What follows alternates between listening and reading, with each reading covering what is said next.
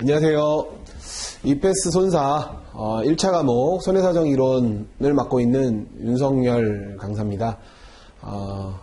지금 시간은 우리 올 1차 시험 기출문제 해설을 갖도록 하겠습니다.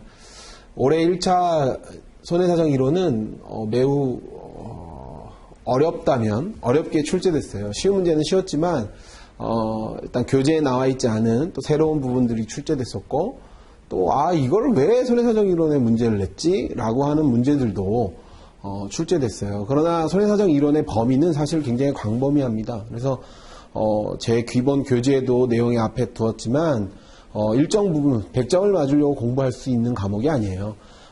그래서 일정하게 기본적인 보험에 대한 기본 지식과 계약법적인 내용들이 좀 유기화가 돼서 그렇게 좀 폭넓게 공부하고 이렇게 가야 되는 과목이에요. 그래서 올해 시험은 사실 상당히 난이도가 높았고, 그래서 1차 시험에 많은 분들이 꽈락이 나오기도 하고 평균에 미달하는 사태들이 많이 발생했었던 올해 시험입니다. 저랑 올해 문제들을 한번 같이 풀어보면서 또 이제 내년 강의에 대해서 또 이제 궁금하시는 분들은 기출을 보시면서 이런 문제들이 나오는구나, 이렇게 준비를 해야겠구나, 이런 것들을 좀 가늠해 보시기 바랍니다.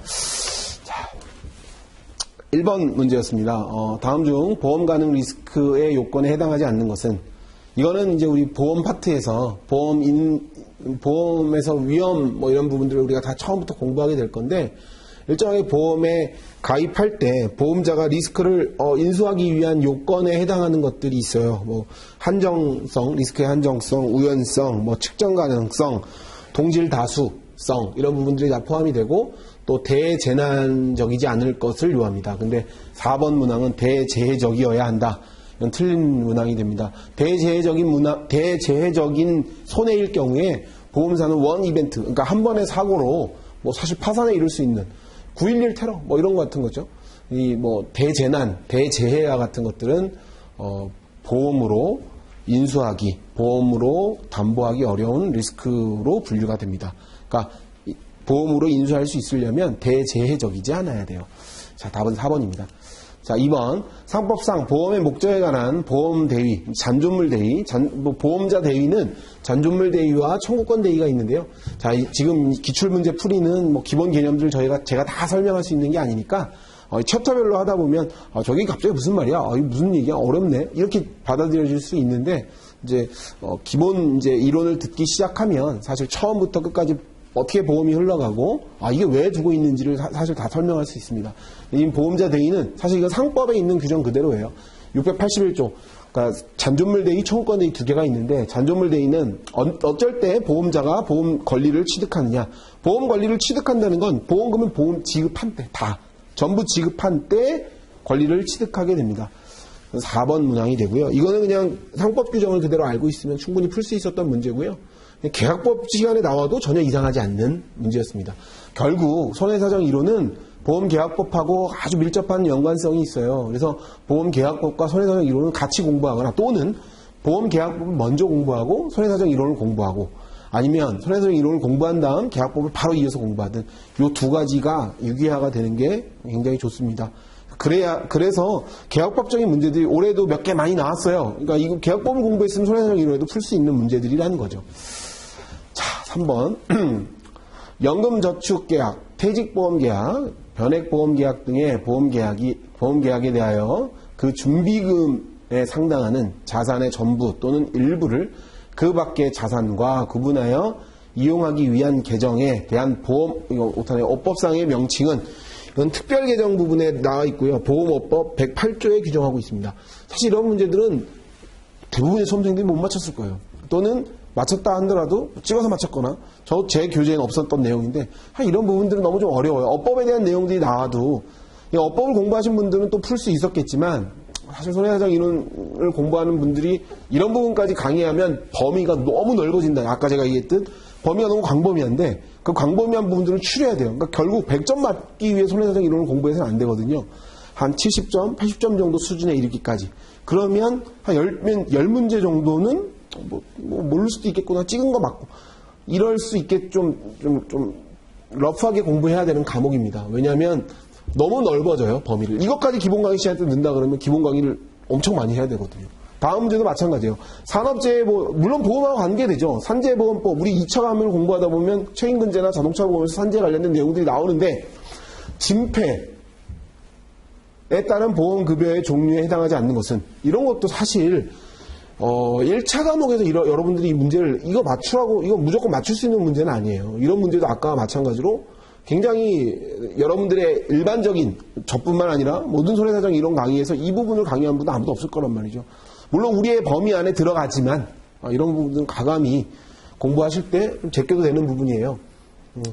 답은 우리 이 산재 관련된 규정이 나와 있죠. 진폐와 관련된, 이건 이제 산재법 36조에 나와 있는데요. 1번 장애급여가 해당 사항이 아닙니다. 요양, 간병, 장의, 직업재활, 유족연금 이런 부분들은 포함이 됩니다. 5번 재보험 계약 실무에서 초과액 재보험 계약 체결 시 아래의 전제 조건에 출제사의 과거 실적을 기초로 재보험 요율을 산정하는 방식, 이 방식은 1번에 해당하는데요. 이건 재보험 공부를 하다 보면 재보험 요율 방식뿐만 아니라 재보험 분야는 우리 손해사정 이론에서 굉장히 많이 다루고 중요하게 문제되는 챕터예요. 그리고 뒤에도 보면 이제 재보험 계산 관련된 문제들도 많이 출제가 되기 때문에 재보험은 늘 항상 한두 문제 정도, 많게는 두세 문제 이상의 문제들이 출제되기도 하기 때문에 재보험은 충분히 준비해야 되는 과목들이고요. 또 우리 손해사정 이론은 이제 처음 제가 이 기출해설을 들으시는 분들은 기본 강의 때도 설명하지만 이제 이게 어쨌건 영미권에서 오다 보니까 영어화돼 있어요. 그러니까 해석이 영어도 같이 공부를 좀 해 두셔야 돼요. 뒷부분을. 그러니까 뭐 영어를 공부하라는 게 아니고요. 이 용어가 어떻게 영어로 사용되는지도 같이 알아두셔야 됩니다. 자, 이건 1번 이제 foreign cost 랭킹 방식으로 가격이 소멸된다라는 내용이에요. 그러니까 이 부분 1번에 해당 방식이었습니다. 자, 6번 다음 중 질병상해 표준약관상 보험 지급 사유가 성립되기 위하여 갖추어야 할 상해 요건에 해당하지 않는 것은, 자, 상해보험, 이건 좀 3보험 쪽일 수도 있는데요. 상해라 함은 급격하고 우연하고 또 외래에 의해서 발생해야 돼요. 경제적인 거하고는 관계가 없습니다.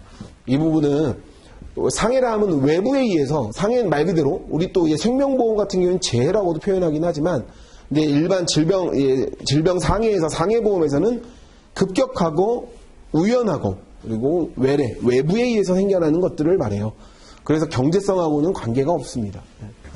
1번이 됩니다. 이런 문제는 뭐 좀 쉬운 문제예요. 이런 거는 뭐 여러분들이 많이 맞추셨을 거고, 그리고 또 2차를 공부하면서 여러분들이 공부할 때 1차를 공부하게 되기 때문에 2차 과정에서 충분히 공부했던 부분들이 1차 과정에서 연계돼서 나오는 것들이 이런 문제들이에요.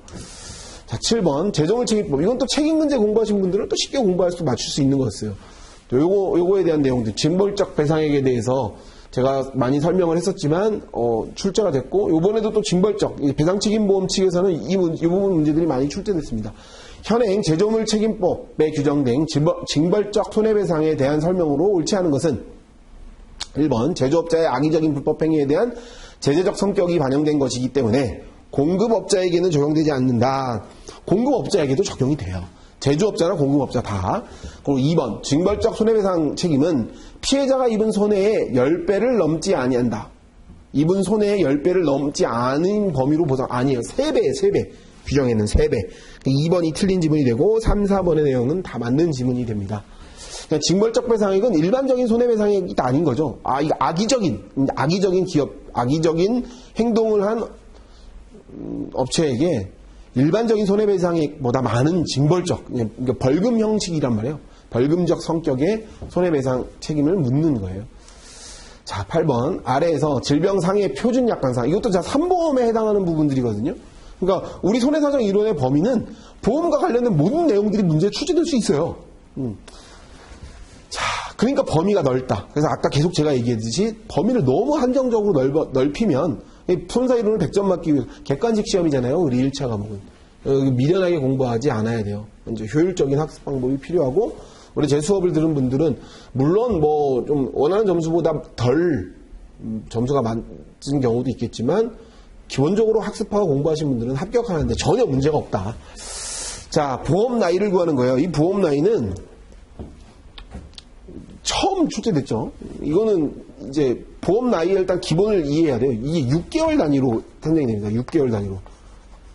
자, 그럼 6개월 단위로 잘려져요. 지금 보기에서 6개월 단위로 잘려져야 되는데 이 7월 이렇게 나오진 않아요. 6월 또는 1년, 연 단위로 6개월 단위로 자르고요.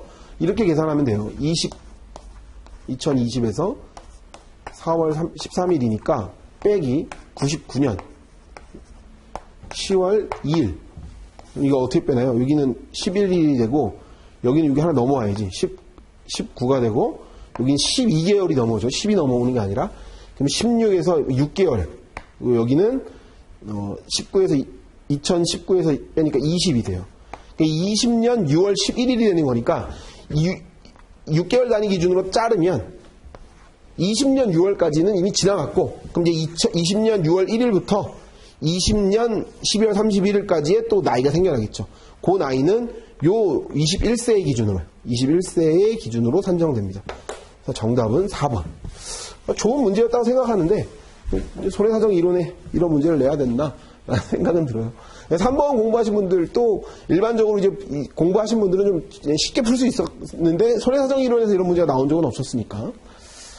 자, 9번. 아래 설명의 손해배상 보상의 방법. 이건 논란이 좀 많았죠. 문제를 읽다 보면 문제 속에서는 이제 2번하고 3번이 많이 헷갈렸을 거고 2번하고 3번에 대해서 뭐 이의제기도 들어갔던 문제 중에 하나예요. 자, 보험자와 피보험자의 이 의견이 상반되어 중재로도 원만한 해결을 이루지 않는다면 이 문제만 읽어봐요. 그러면 소송이 제기될 수 있으므로 여타 보험에 영향을 미침이 없이 라는 조건으로 앞으로 그와 유사한 클레임을 제기하지 않겠다는 약속하에 손해액의 전부 또는 일부를 지급하는 방식. 자, 이건 타협정산이라고 대부분 많이 체크를 했어요. 저도 이제 뭐 타협정산이라고 체크했다가 뭐 이의신청도 들어갔었던 부분들인데요. 요 문구는 이제 특례지급에 대한 내용들이에요. 특례지급에 대한 이게 뭐 without prejudice 이게 뭐 편견 이런 뜻이야. 편견. 그러니까 편견 없이 합의한다. 편견 없이 지급한다. 나는 이 영미법에 특례 지급에 대한 규정이 있는 거예요. 그러니까 이거는 일반적으로 지급하는 게 아니고요. 이런 경우에 특혜를 지급하는 거예요. 특혜적으로 지급을 하는 거예요. 특례로 지급을 하는 그런 이제 지급 방식입니다. 논란이 좀 많았는데 체크 2번 하시고요. 또 이런 문제가 나올지는 모르겠어요. 논란이 있었던 문제였어요. 2번. 자, 다음 중 책임보험에서 피해자, 제3자의 직접 청구권에 관한 설명으로 옳지 않은 것은, 자, 직접 청구권은 배상 책임보험 같은 경우에 피해자가 이제 그 가해자에게 보험금을 받지 않고, 가해자에게 이제 손해배상액을 받지 않고 직접 보험자에게 청구하는 구조. 자, 이걸 조금 쉽게 설명할까요? 우리 자동차 보험에서 보면 자동차 사고가 나서 뭐 일반적으로 생겨날 수 있는 거니까요, 여러분들이. 근데 누가 뒤에서 차를 박았어요. 피해자가 됐어. 그래서 일단 합의금을 받아야 되는데 원래 우리가 상식적으로 보험사로부터 합의금 받는 것로 여러분들 구조상으로는 생각되잖아요. 근데 원래 원칙은 그 가해자가 저한테 보험금을 주고요. 그 가해자가 보험회사에게 나 이만큼 돈 줬어 하고 받는 구조예요. 근데 그 구조가 아니라 보험자에 직접 받죠. 이것처럼 직접 보험금을 지급하잖아요. 그것처럼 얘도 배상 책임보험 특징은 내가 직접 보험사에 청구할 수 있다는 얘기예요. 이게 피해자가 직접 청구할 수 있는 규정들을 두고 있어요. 요거에 해당하는 항목은 자 이제 3번 피해자의 보험금 청구권과 피해자의 직접 청구권이 경합할 때 피보험자의 보험금 청구권이 우선한다. 이 문구는 틀린 거예요. 피해자의 직접 청구권이 우선해요. 자, 아까 얘기했던 피해자. 아까 교통사고와 같이 제가 말한 것처럼 그 가해자가 나 이게 돈 줬으니까 너 나한테 돈 내놔 라는 거와 내가 가해자한테 돈 주지 않고 일부를 지급한 경우에 경합하는 상황들이 생겨날 수 있거든요. 이때 피해자가 먼저 우선권을 취한다. 상식적으로도 맞지 않아요? 가해자는 돈 물어줘야 될 사람인데 돈 달라고 먼저 말하면 안 될 거 아니에요? 그죠? 자, 3번이 해당 사항이 됩니다. 11번. 이것도 우리 그 해상보험, 즉 계약법적인 내용이 나온 부분들이에요. 이 부분들. 자, 아래 보기 중 묵시담보에 해당하는 것을 모두 골라라. 묵시담보는 해상보험증권에서 적용되고 있는 걸로 명시적으로 원래 보험증권에 이렇게 담보합니다 적어야 되는데 그거 없이 묵시적으로 담보한다는 걸 말해요. 그러니까 서로 웬만한 건 이런 거는 그냥 항해 도중에 생겨날 수 있는 거니까 보증한다. 그거에 해당하는 모두 맞는 것은 이제 4번 항목이 됩니다. 적법 방보와 가망 능력, 우리 보통 표현하는 가만 방보, 이게 계약법적인 내용들이에요. 이것도. 자, 12번. 이것도 계약법적인 문제. 다음 중 공동훼손의 성립 요건으로 적절하지 않은 것은, 공동훼손이 뭐냐면 뭐 선박에서 이제 해상보험에서 뭐 침몰할 것 같단 말이에요. 그러니까 모두의 이익을 위해 일정 부분 이제 손해를 가하는 거예요. 뭐 예를 들면 뭐 침몰할 것 같으니까 거기 있는 뭐 짐 막 내리는 거 던지는 거예요. 공동훼손.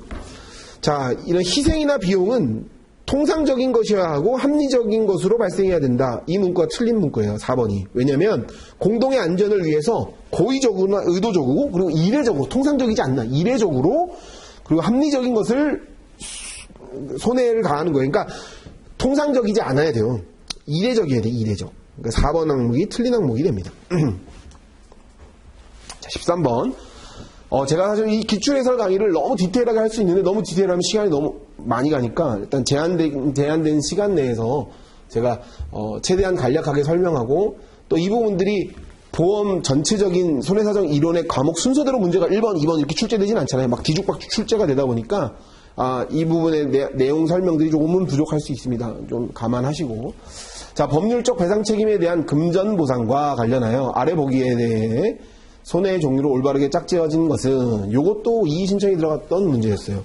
왜냐면 요 문구도, 자, 제가 그때도 얘기했듯이, 아까도 얘기했듯이, 영미권의 영어를 번역해가지고 우리말로 바꾸다 보면, 이 내용의 의미가 조금 달라질 수 있는 것들이 생기잖아요. 이것도 약간 그런 거예요. 고통, 괴로움, 정신적 피해, 위자료, 손실 등 구체적으로 그 양을 측정할 수 없는 손해, 측정할 수 없는 소리잖아요. 그러니까 약간 느낌이 뭔가 스페셜한 느낌이 나죠. 그래서 이거를 많은 수험생들이 3번이라고 체크를 했어요. 근데 요거는 이제 일반 손해에 해당되고요. 비용, 소득 손실, 이게 무슨 상실 수익액 이런 걸 말하거든요. 재산상의 손해들이 발생했을 때 화폐로 측정할 수 있는 손해, 요거가 특별 손해예요. 특별 손해. 그러니까 이게 일반 손해와 특별 손해를 바꿔서 쓴 수험생들이 많았어요. 그래서 뭐 이것도 뭐 민법을 들어가서 뭐 이의 제기를 했는데요. 결국 답은 4번. 이거 징벌적 손해는 아까 얘기했던 징벌적, 제조물 책임에 있던 징벌적 손해하고 똑같습니다. 4번이 답이 됩니다. 이것도 이의 신청이 들어갔던 문제, 논란이 많았던, 그러니까 수험생들이 혼란스러웠던 문제들이 앞부분에 사실 이번 시험에는 많았어요. 뒷부분은 거의 없어요. 뒷부분은 논란이 없었어. 뒤에가 오히려 문제가 좀 쉬웠고 일반적인 문제였고요. 이 앞부분에서 논란이 있었던 문제들이 많이 출제됐어요. 다음, 전문직 배상책임보험 그 분류가 나머지 셋과 다른 것은, 자, 정답은 1번인데 뭐가 다르냐면 2, 3, 4번은 일반 뭐 재산상의 손해 뭐 이런 걸 담보하고요. 의사배상책임보험은 비행배상이라 그래가지고 사람 신체를 다루죠. 신체와 그게 아닌 거와 이외의 것들을 분류하는 거였어요. 이것도 사실 책임문제를 공부하신 분들은 쉽게 수월하게 풀 수 있었는데, 책임문제 공부가 안 된 분들은 뭐야 이게 왜 이런 게 나와 이럴 수 있었죠. 그래서 저는 뭐 손해사정 이론을 가르치지만 2차 과목도 강의하니까 2차 과목을 사실 우선적으로 공부하시고 1차는 처음 공부하시는 분들은 1차를 당연히 하시면 좋고, 1차 끝나고 2차를 준비하면서 그 2차 준비 시즌에 1차 시험을 중간에 보는 거예요. 그런 거 좀 참고하시고. 자, 이거는 이제 재보험 계산 문제가 나왔죠. 이건 늘 우리가 준비했었던 거예요. 그리고 제 교재에도 뭐 이런 비슷한 문제 그대로 있는 문제였고, 이건 계산 문제였는데, 요건 초과액제 보험을 어떻게 구하는지를 알면 되죠. 초과액제 보험은 여기 문제에 보면 이제 $5,000 물건을 인수하였는데 손실 규모는 3,000이에요. 근데 A사의 재보험 회수 금액은 보유 금액이 $500고, 그럼 보유라는 거 뭐예요? 내가 갖고 있는 게 $500인 거고요. 나머지는 다 재보험자에게 넘겨요. 그럼 이거 어떻게 계산되냐면, 총 5,000 인수 중에 내가 갖고 있는 거 500. 그래서 얼마? 3,000원의 손실이 난 거고요. 이게 원보험자. 그 재보험자는 총 담보 5,000에 내가 갖고 있는 500은 네가 원보험자가 갖고 있어야 된다고 했으니, 재보험자가 인수하는 금액은 $4,500예요. 곱하기 3. 이거 하면 여기는 300이 될 거고요. 여기는 2,700이 될 거예요. 그럼 재보험자 인수금액은 2,700. 4번이 됩니다. 요거는 뭐 충분히 한 번만 풀어보셨던 분들은 충분히 풀 수 있는 문제고 기본 강의 시간 때도 제가 강조했었던 문제들이죠. 자, 아래 리스크 관리 기법 중 리스크 통제에 해당하는 것을 고른다면 이건 이제 거의 첫 단원에서 우리 공부하는 거예요. 리스크와 관련된 문제.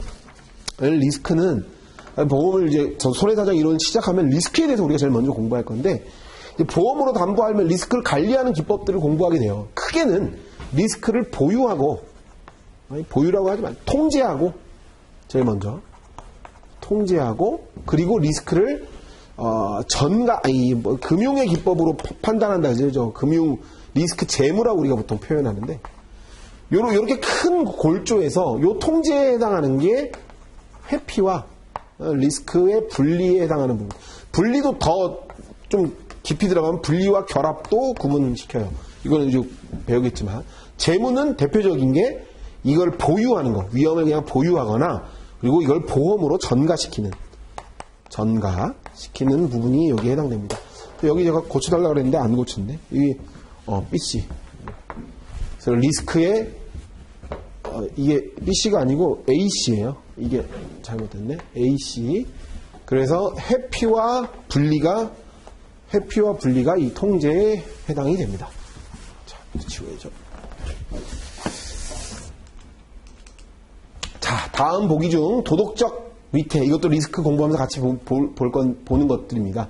경감 또는 예방할 수 있었던 원칙을 모두 고르면 도덕적 위험, 그러니까 모랄 해자들을 방지하기 위한 거. 이거는 이제 피보험이익과 대의의 원칙, 뭐 중복보험, 규정들이 있는데요. 정답은 2번이 됩니다. 수리상대의 원칙은 보험금이 지급된 거와, 그러니까 보험금을 받은 거와 보험자가 보험금이 지급된 거는 동일해야 된다는 내용이고, 위험보편의 원칙은 선행 원인, 좀 내용이 복잡하지만, 이거와 관계가 없어요. 그래서 B하고 C가, 요 답이 됩니다. 자, 18번. 사고 발생 기준 배상 책임 보험에 대한 설명으로 옳은 것은 사고 발생 기준 이거는 뭐냐면 청구 시점을 말하는 거예요. 사고가 발생하면 그때 청구할 수 있다는 거. 청구가 들어갔을 때 그때가 보험 사고다는 거. 배상 청구. 요 두 가지 큰 골자로 나뉘는데요. 보험금 급여 4번 항목에 있는 보험 급부의 여부 결정할 때 보험 사고의 파악을 둘러싼 분쟁을 회피할 수 있다. 분쟁이 생겨요. 회피가 안 돼, 이건. 자, 서서히 계속적, 반복적, 누적적으로 진행될 경우에 손해사고 일자, 지금 요 손해 발생 기준 일자는 특정 일자를 정하기가 어렵고 그래서 보험사고가 언제인지 분쟁이 많이 생겨나요. 예를 들게요. 반복적으로 그 일을 행해. 반복적으로 그 일을 행하는 사람, 뭐 이런 거, 아스팔트 이렇게 막 다지는 거 있죠. 막 다지는 거. 그 사람은 맨날 직업이 다다다다다 거려요. 근데 나중에 검사를 했더니 이게 뒤에 디스크가 터졌어. 근데 이 사람은 언제 그렇게 됐는지 몰라. 근데 이 사람은 1월부터 7월까지 공사를 했단 말이에요. 이게 누적적으로, 아까 여기 말한 것처럼 서서히 계속적, 누적적, 반복적으로 그 작업을 했잖아요. 언제 시점인지 알 수 없잖아요. 이런 것들에 의해서 언제 보험사고가 났나요? 모르겠어요, 이 사람은. 이렇게 분쟁이 생긴다고요. 이런 것들에 문제가 생깁니다, 4번. 그래서 이건 틀린 질문이에요. 그래서 그런 것들을 방지하기 위해서 배상 청구 시점 기준을 보험사고로 보는 보험들이 있는 거예요. 이해하시죠? 자, 가불 기업은 ABC 3개 보험사에 다음과 같은 배상 책임 보험을 체결합니다. 근데 이제 균등액 분담 조항, 이것도 이제 아주 좋은 문제라고 생각해요. 이 문제도 제가 교재에서도 해놨고, 출제 문제에서도 있었던 문제였고요. 균등액은 이 기준 금액들, 그러니까 일단 최고 적은 한도의 보험부터 차감해 나가면 됩니다. 1억 2천의 손해가 발생했다 그랬잖아요. 그럼 1억 2천 기준으로 제일 적은 C보험사가 3천이니까 3천. 균등액 분담이니까 3천. 얘도 3천 처음에 분담합니다. 그 다음에 한도가 그 다음 한도는 B잖아요. 그 B는 한도가 얼마야? 1,000만 원이잖아. 아직 요게 다 1차 분담에서 얼마가 소진된 거예요? 9천만 원은 소진됐는데 아직 1억 2천 담보가 다 안 됐으니까 두 번째 담보에서 1,000만 원. 2차 분담 1,000만 원. 그럼 얘는 또 다 한도가 소진됐죠? 그럼 얘는 4천 부담, 얘는 3천 부담. 그 다음 남은 한도가 얼마예요? 여기 2차 부담에서 2천만 원을 부담했으니 남은 아직 1,000만 원을 분담해야 될까요? 3차 분담. 3차 분담은 누가? A가. 한도가 남았으니까. 그래서 A 5천, B 4천, C 3천. 이렇게 해서 1억 2천의 한도를 채우는 균등액 분담 조항 중요하다 그랬고 시험에 출제됐습니다. 정답은 4번 되겠죠. 자, 손해사정 이론은 계산 문제가 많이 출제돼요. 한 5, 6문제 출제되거든요. 올해도 그렇게 출제됐어요. 근데 계산 문제 어렵지 않죠? 여러분들 보셨듯. 요 정도 수준의 계산 문제가 출제돼요. 그러니까 충분히 겁먹지 마시고 처음 공부하시고 난 수학에 너무 약해요. 산수에 너무 약한데 산수 문제가 나오니까 산수 문제 정도의 수준이 되니까 너무 염려 안 하시고 대비하셔도 됩니다. 자, 한국화학 수요 화학공장에 공장화재보험을 계약했고요. 자, 다음 같은 상황에서 지급해야 될 보험금. 이때 체크해야 될 건 사고 당시의 가액 기준으로 산정하면 됩니다. 사고, 화재 당시, 이때 사고 당시의 가액이 얼마예요? 30억이죠. 가입 당시는 얼마? 24억. 가액이 어떻게 된 거야? 증가됐잖아요. 사고 당시 가액 기준으로 30억. 에서 이 사람은 보험 얼마 가입했어요? 이 회사는 18억 가입했고요. 그래서 손해가 얼마 난 거예요? 8억의 손해가 난 거예요. 그럼 이거 뭐 통분하면 5분의 3 곱하기 8. 어떻게 되나요? 24, 4.8 되네요. 그죠? 4.8억. 4억 8천. 요 정도 수준이니까 뭐 어렵지 않아요. 뭘 하면 됐나요? 요거 사고 발생 기준이 그러니까 보험 가입 당시였는지 화재 사고 당시였는지만 알면 풀 수 있는 문제였죠. 1번. 자, 다음 중 기발생 미보고 손해를 적립하지 않은 해당 회계연도에 대한 설명으로 옳지 않은 것은 이거 너무 강조했었던 문제였고, 자, 보험 사고가 발생하면 사고 발생 기준에 사고가 일단 발생해요. 사고가 발생하면 어떤 절차를 거치냐면 보험 사고가 났죠. 사고가 나면 일단 첫 번째 보고를 하는 경우가 있지. 보고. 어떤 보고일까요? 보험회사에 나 사고 났어. 이렇게. 근데 미보고 있지. 사고 발생 미보고. 지금 요거는 미보고예요. 미보고. 그럼 보고를 볼까요? 보고는 사고 나서 보고 나고 정산이 완료된 게 있어요. 정산이. 자, 정산이 완료돼서 보험금 지급된 게 있고 미정산된 게 있겠죠. 그렇죠? 요거는 이제 계산이 된 거, 보험사 기준에서 이해를 하면 청구가 들어오는데 보고가 됐단 말이에요. 근데 보험사가 정산한 게 있고 정산 안 한 걸 수 있어. 근데 어쨌건 정산 안 해도 보고가 된 건 예측이 되잖아. 얘 이만큼 손해 들어왔네. 근데 사고는 났는데 이게 보고되지 않은 것. 이걸 IBNR이라고 보통 우리가 말하는데 요 미보고된 손해가 누적돼요. 미보고된 손해는 누적됐을 때 보험사는 어떻게 되냐면 경영이 왜곡되겠죠. 그죠? 여기 나와 있듯이 재무 건정성이 왜곡돼요. 그리고 부채가 가수하게, 왜냐면 이거 나갈 돈인데 아직 보고가 안 들어왔으니까 정산 비정산 기준으로 다 이런 부채 항목들을 끝내버린다고요. 아니 원래 나가야 될 돈이잖아요. 모르고 있는 것 뿐인 거고. 그죠? 보험료 산출이 무너지죠. 왜? 돈 이만큼 나갔으니까 우리가 적정 보험료 이만큼 받아야 되는데 그게 또 무너지는 거고. 보험회사의 주주 배당 이익이 줄어드는 게 아니죠. 늘어나죠. 왜? 요거 나갈 돈을 우리 이익으로 산정해버리니 주주들의 배당은 높아지겠죠. 4번이 틀린 말입니다. 또 많이 강조했었던 부분이었고 아주 좋은 문제예요. 이런 문제가 많이 나와요.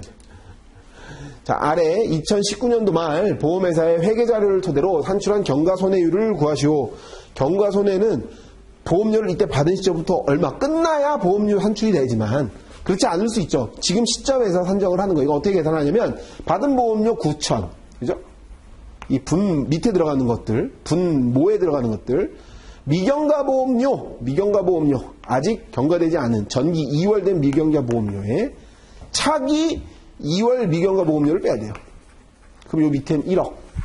근데 이제 나간 것들을 보면 적립해야 되는 2천, 지급 준비금을 적립해야 되고요. 보험금 지급된 게 5천. 그리고 아까 얘기했던 IBNR 사고 발생 미보고 손해액이 600. 그 다음에 지급 환입된 거 200을 빼는 거야. 환입됐으니까 이거는 빼주는 거예요. 그럼 총 70 얼마가 되나? 넘어가 버렸네. 74%가 되겠네. 2번. 어렵지 않죠? 공식만 이해하면 풀 수 있는 문제들이니까. 자, 다음 23번. 다음 중 손해배상 책임액 산정과 관련하여 아래 사례에 해당하는 것은, 자, 이거 손익상계에 대한 내용인데요. 한번 읽어보시고. 손익상계라는 건 뭐냐면 사고로 인해서 물어줘야 될 것뿐만 아니라 나한테 내가 과실상계랑 좀 구분을 해야죠. 내 과실 부분들을 공제하는 것과 손익상계는 내가 그걸로 인해서 얻을 수 있는 부분들은 공제하겠다는 거예요. 그러니까 이익이 생기면 안 된다는 거죠. 사고로 인해서. 자, 손해배상액은 피해자가 입은 손해액에서 피해자가 지출을 면하게 된 장래의 생활비 등을 공제한다. 이건 생활비 공제한다. 내가 이걸로 인해서 원래 나가야 될 돈이에요. 나가야 될 돈인데 안 나갔잖아. 그러니까 손익 상계한다. 이익 부분들은 공제한다. 그 내용입니다. 다음 손해사정 업무의 정산 업무에 해당하지 않는 것은 손해사정 업무는 크게요. 검정 업무와 검정이라고 보통 많이 표현하죠. 검정, 서베이, 검정 업무와 그 다음에 정산 업무로 구분되는데요. 이 정산 업무에 해당하지 않는 거, 즉 검정하는 거에 서베이, 검증하는데 필요한 게 뭐냐? 여기에 해당하는 건 보험금 지급 결정, 구상권 행사, 그 다음에 지급 책임의 결정 1, 3, 4번은 전부 다 정산 업무고요. 검증하는 검정 업무는 2번 손해액이 얼마인지를 확인하는 거예요. 이게 돈을 결정하는 게 아니에요. 돈 주는 게 아니란 말이에요. 확인하는 단계니까 2번이 답이 됩니다. 자, 프랜차이즈 공제에 설정된 보험가입 금액 100억 원에서 보험계약을 체결하고 보험기간 중 보험사고로 8억 원의 손해가 났다. 자, 5% 프랜차이즈 공제 이건 뭔 말이냐면 공제, 소멸식 공제 뭐 많아요. 공제조항. 그런데 누적 참여 공제 뭐 이런 게 많은데 소멸식 이 프랜차이즈 공제는 일정 퍼센트 기준 넘어가면 공제하지 않고 그 손해 다 준다는 얘기예요. 자, 그럼 1억 기준에서 5%면 얼마예요? 5억. 5억이 넘어간 손해는 공제하지 않고 다 주겠다예요. 그럼 5억이 넘어갔죠? 8억은 공제하지 않고 전액 8억을 주는 거예요. 요거 좀 더 디테일하게 설명하면 공제액을 두는 이유를 조금 보면 공제액은 왜 두냐면 보험료 절감이 있을 수 있어요. 왜? 나는 이만큼 손해가 날 것 같진 않아. 이 부분은 내가 내 돈 낼게. 우리 공제액을 대표적으로 이해할 수 자동차 보험 드시면 자기부담금 있죠? 자차. 그 소액 뭐 20만 원 자기부담금 이런 거 있잖아. 그건 누가 내겠다는 거야? 네가 내란 얘기예요. 이런 소액으로 보험으로 담보하지 않겠다는 거거든요. 그거 넘어간 거는 주는 거죠. 20만 원까지는 네가 내라 이거거든요. 이건 똑같아. 프랜차이즈 공제는 그 공제 방식 중 하나인데 5%가 넘어가는 건 다 네가 다 부담해 줄게. 근데 지금 5% 미만은 돈 안 줘. 그럼 만약에 이게 얘 손해가 3%였다면 어떻게 될까? 안 주는 거예요. 그건 일반적인 거다. 일반적인 사고다. 5%니까 5억이 넘어가면 그땐 그래 보험사고라고 볼 수 있네. 그때 다 줄게. 그 문제예요. 어렵지 않죠? 이건 계산 문제라고 볼 수도 없는 거야. 찾는 거니까 그냥 그죠? 4번. 다음 중 보험의 사회적 기능을 옳지 않는 것은 사회적 기능이 뭐예요? 좋은 거. 보험을 둠으로써 좋은 것들을 말하는 거잖아요. 보험을 둠으로써 좋은 것들을 일단 제일 첫 번째는 불안감이 해소돼요. 당연히 맞는 말이지. 우리 불안하니까 보험 듣는 거 아니에요? 그죠? 그리고 손실 회복을 면할 수 있는 재원이 마련되죠. 그죠? 사고 나가지고 돈 100억이 손해났는데 보험으로 98억 받네. 일정 부분 재원이 확보되잖아요. 또 신용이 증대되죠. 아, 이건 뭐 보험 가입했으니까 뭔가 여유 있어질 수도 있고 기업들도 재보험을 둠으로써 이건 보험 가입할 수 있는 신용이 증대되는 거죠. 당연히. 보험금 과잉 청구는 사회적 기능이 아니라 폐단이지, 폐단. 보험금 과잉 청구하는 건 보험에 안 좋은 거 아니에요. 기능이라기보다 보험의 폐단, 보험에 안 좋은 점. 이렇게 해야지, 4번은. 자, 다음 중 보험 공제에 관한 설명으로 옳지 않은 것은 아까 얘기했던 디덕터블, 프랜차이즈 공제. 그 공제는 그 공제의 한 방식이고요. 전체 디덕터블, 공제에 대한 내용들에 대한 설명이에요. 소액 보상 청구를 방지하기 위한 목적으로 이용된다. 맞죠? 아까 제가 얘기했잖아요. 소액 자동차 보험을 얘기하면서 작은 거 네가 내라 이거예요.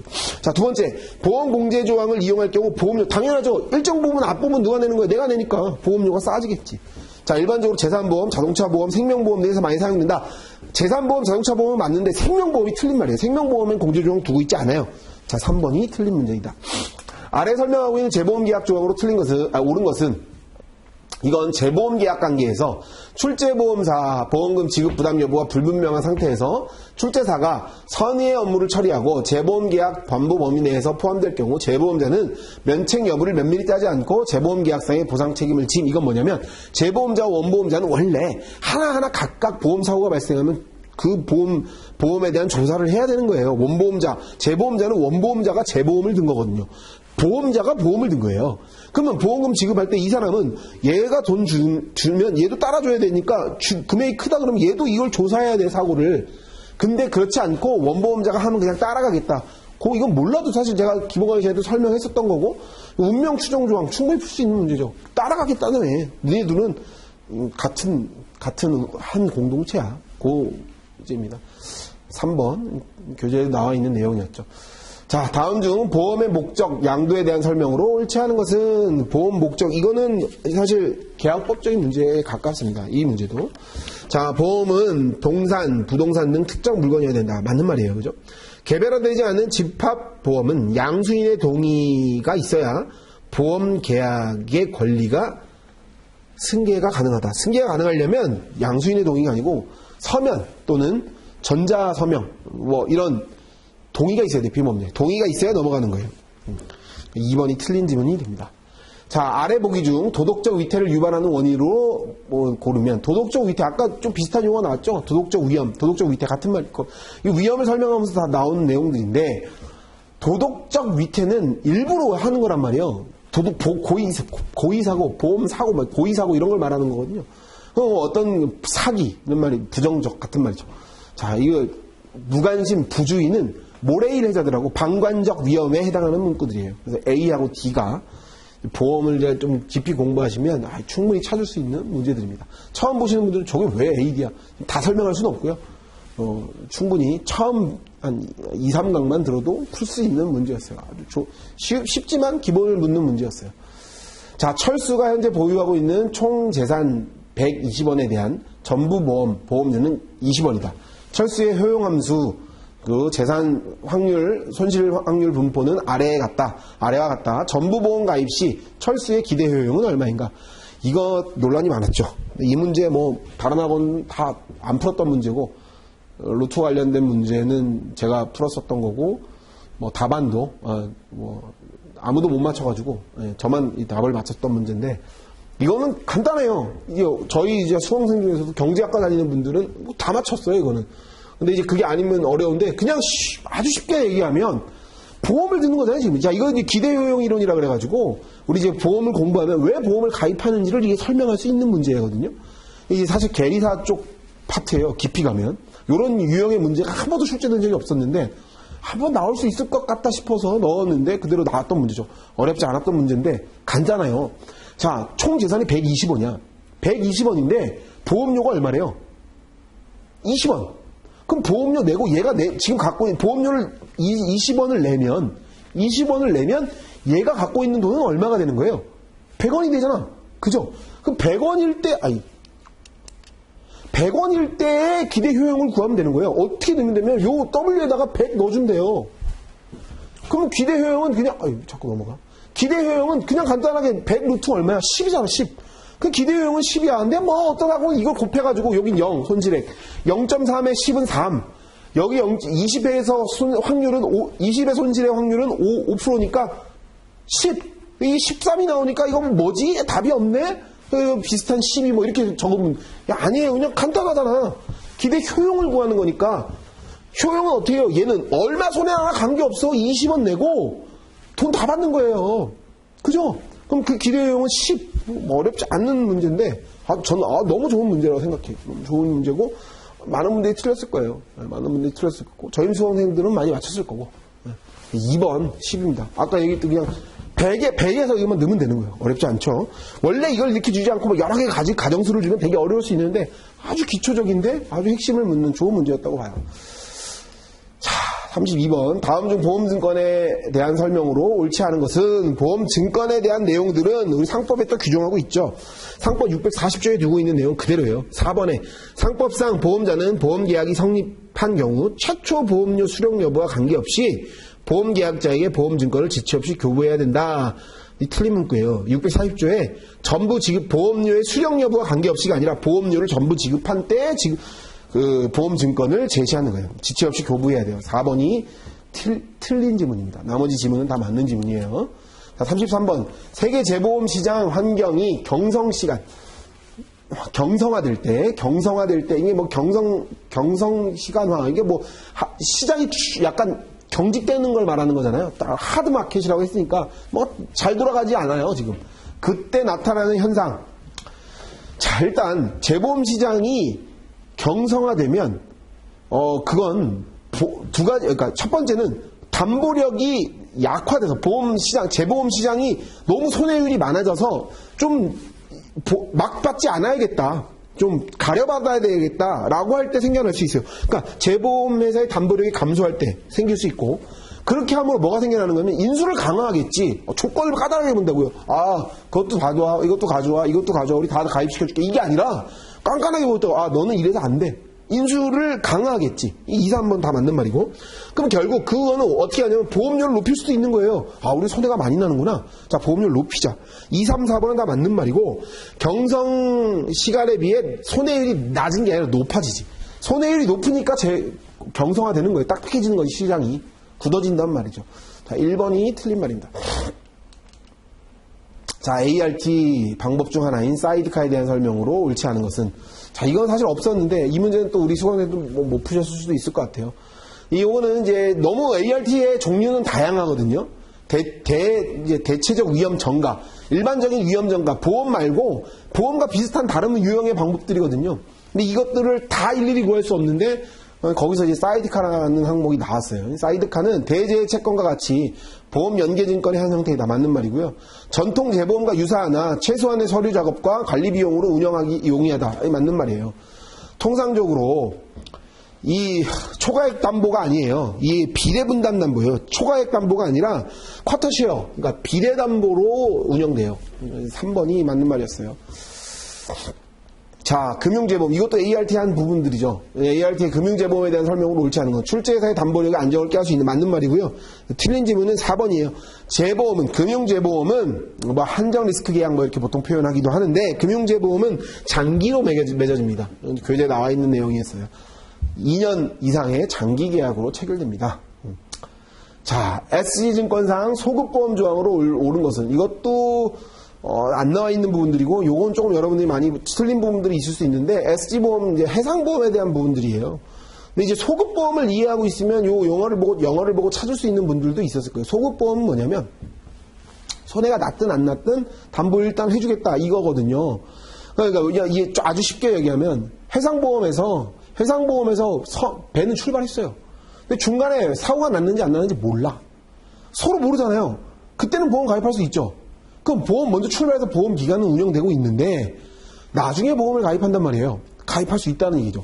여기 보면 이렇게 문구 이렇게 써 있죠. 영어로 멸실불문 조항 lost or 여기 빠졌는데 not lost or not lost 멸실 여부와 관계없이 주는 거예요. 사고가 났는지 안 났는지 모르면 객관적 확정의 효과 상법 객관적 확정의 효과로 이해하시면 돼요. 사고가 났는지 안 났는지 몰랐을 때 보험 가입할 수 있는 거예요. 자, 그 부분들이고 그거와 관련된 문제였어요. 자, 그 다음 37번. 자, 다음 중 손실의 발생 크기, 시간 소요와 관계가 있는 간접 손실 보험은 자, 이건 1번 기업 휴지 보험. 이게 어떤 거냐면 답은 1번인데 영업 손실과 같은 걸 의미해요. 시간이 지날수록요. 시간이 지나니까 손실이 더 커지는 것들을 말해요. 손실이 더 커지지. 그러니까 시간의 소요. 시간이 지날수록 관계 있는 간접 손실이니까 이거 다 간접 손실과 관련된 보험인데 그와 더 직접적인 관계가 있는 건 기업 휴지보험과 같이 기업을 못함으로써 영업 손실의 손해가 생겨나는 것들이 밀접한 관계가 있는 거예요. 자, 38번 보험증권 문헌 내용이 상호 모순 충돌하는 경우 그 해석 적용의 효력이 우선하는 순서대로 나열한 것은 이건 뭐냐면 해석이 보험증권상의 해석 사고의 보험증권을 해석할 때 보험증권의 해석이 2가지 경우, 3가지 경우, 다양한 경우로 해석될 수가 있거든요. 이때 어떤 걸 우선적으로 적용하겠다는 거예요. 이건 A를 적용하자니 피보험자에게 유리하고 B를 적용하자니 보험자에게 유리하단 말이에요. 근데 가만 보니까 해석이 될 것 같아. 이때 우선 적용, 둘 다 같은 말로 해석이 될 수 있고 아, 네 말도 맞아 보이네, 이 말도 맞아 보이네 이런다는 거죠. 이때는 일단 먼저 수기로 쓴 게 우선하는 거예요. 수기로 쓰고 뭔가 사람의 손길이 더 많이 간 게 우선한다고 생각하시면 돼요. 수기 우선, 그 다음에 타자 및 스탬프, 이게 그 다음에 손길이 많아요. 인쇄는 쉽잖아. 요 순서대로. 그러니까 3번에 해당하는 문제였어요. 자, 이거 재보험이 많이 나오죠, 그죠? 재보험, 임의재보험에 대한 설명으로 옳은 것은 재보험은 크게 임의재보험과 이제 특약재보험이라 그래가지고 이 2가지로 나뉘는데요. 임의재보험은 마음대로 출제자의 범위, 그러니까 내가 얼만큼 재보험에 넘길지 인수자가 마음대로 결정할 수 있는 거고요. 특약재보험은 뭐 강제재보험이라고도 보통 표현하는데 비율이 딱 정해져서 넌 얼마 넣으면 난 얼마 담보할게. 이렇게 정해져 있거든요. 근데 임의재보험이라 했으니까 1번 재보험자는 수재 여부 넘기는 것들 내가 이거 받을게 이만큼 내가 인수할게라는 걸 정할 수 있으나 원보험자는 의무적으로 출제돼. 아까 얘기했죠. 의무적으로 출제하는 건 뭐라고? 강제, 특약제보험이에요. 의무제보험은 출제범위나 이걸 자유롭게 둘이 정하는 거야. 나 이만큼, 너 이만큼. 1번이 틀린 말이에요. 2, 3, 4번은 다 맞는 말이고. 자, 원보험자가 출자 범위를 정하는 거야. 그러면 출제범위 나 이만큼 담보할게. 그럼 보험자가 그래? 나 이만큼만 인수할게. 아니야, 나 더 인수할 수 있는데 니 더 하려면 더 해. 요거 임의제보험. 특약제보험은 자, 우리 7대3으로 딱 구분합시다. 이렇게. 이해 가시죠? 이렇게 구분돼서 나눠져요. 특약제보험은 보통 재보험 경험이 없는 사람들. 이게 처음 진입하는 시장이란 말이야. 저 사고 얼마 났지? 서로 모르니까 그때는 비율적으로 딱 정하고요. 그렇지 않고 많은 경험이 있는 경우엔 의무제보험을 많이 사용합니다. 마지막 40번 문제. 올해가 코로나 시즌이었죠. 코로나였지. 모르겠어요. 내년에는 어떻게 될지. 또 앞으로 어떻게 될지는 알 수 없지만 코로나 관련된 문제가 나왔어요. 순수 리스크. 자, 순수 위험에 대한 부분들을 따지는 거였어요. 순수 위험은 이게 대표적으로 보험으로 가입할 수 있는 거. 순수 위험은 틀린 문장은 4번이었어요. 그래서 사망 리스크 크게 변하지 않아요. 이거는 지구온난화 변화 리스크, 황사로 인한 대기 오염 다 순수 위험에 해당하는 거고요. 환율 급변화는 투자 리스크 이거는 순수 리스크가 아니에요. 이거는 변동되는 것들은. 자, 올해 1차 시험을 평하면 좀 어려웠어요. 제가 중간에 이거는 왜 이렇게 말했던 것들은 사실 다 틀릴 수 있는 거예요. 그러니까 지금 계산만 봐도 한 7, 8문제는 이거 왜 이런 문제를 냈지? 라는 문제들이 나온다고요. 적게는 한 4, 5문제. 이런 문제들은 사실 여러분들 찍어 이렇게 표현하면 그런가요? 강사가? 이것까지 다 범위를 넓혀가지고 공부하면 1년 내내 손사이론 공부해도 돼요. 근데 그렇게 공부할 수 있는 과목이 아니라고 제가 말씀드렸죠.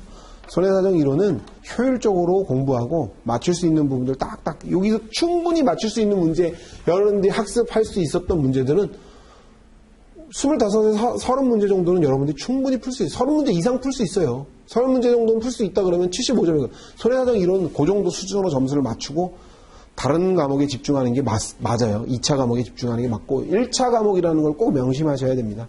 올해 시험은 난이도가 굉장히 어려웠지만 혹시 지금 이 영상을 보고 계신 분들은 사실 내년 2차 과목을 준비하시는 분들, 내년 손해사정 이론을 공부하시는 분들일 텐데 내년 손해사정 이론을 공부하시고 내년에 손해사정사 시험에 도전하시는 분들은 손사 이론은 저랑 함께 공부하신다면 저는 늘 강조하지만 버릴 문제들은 다 못 맞춰요. 버릴 문제들은 버리고 적당하게 맞출 수 있는 부분들을 공부하시고 2차 과목에 집중하시는 게 현명한 학습 방법입니다. 자, 기출해설 강의를 마치고요. 기회가 되면 같이 또 공부하는 날이 있으면 좋겠습니다. 고생하셨습니다.